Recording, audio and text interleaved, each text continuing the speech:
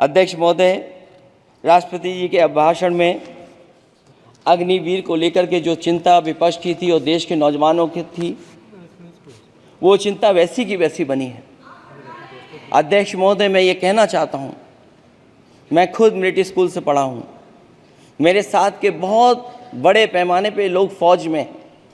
मैंने समय समय पे जो मेरे साथ पढ़े जो सीनियर थे, उनसे भी जानकारी हासिल की है।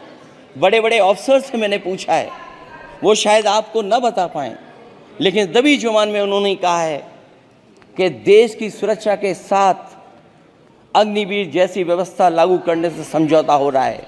अध्यक्ष महोदय, किसी भी देश की सबसे बड़ी प्राथमिकता अगर कोई है तो वो देश की सीमाओं की सुरक्षा है। अग्निवीर जैसी व्यवस्था से कभी संभव नहीं है। अध्यक्ष महोदय, हम अग्निवीर व्यवस्था को कभी स्वीकार नहीं कर सकते हैं। आज नहीं कल, कल नहीं बाद में, जब कभी भी सत्ता में इंडिया गठबंधन आएगा, अग्निवीर व्यवस्था हमेशा हमेशा के लिए खत्म हो जाएगी। अध्यक्ष महोदय, जिन्होंने कहा कि हम आय किसानों की दोगुनी कर देंगे,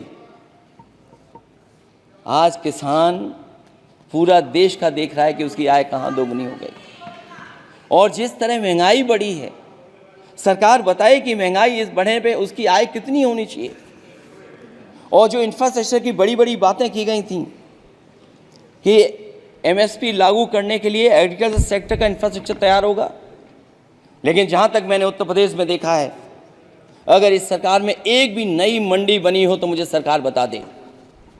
अध्यक्ष महोदय, जो इंफ्रास्ट्रक्चर एग्रीकल्चर सेक्टर में बनाने की बड़ी बात कही थी, अगर सरकार की तरफ से एक भी मंडी 10 साल में बनी हो तो ज़रूर सरकार बताए।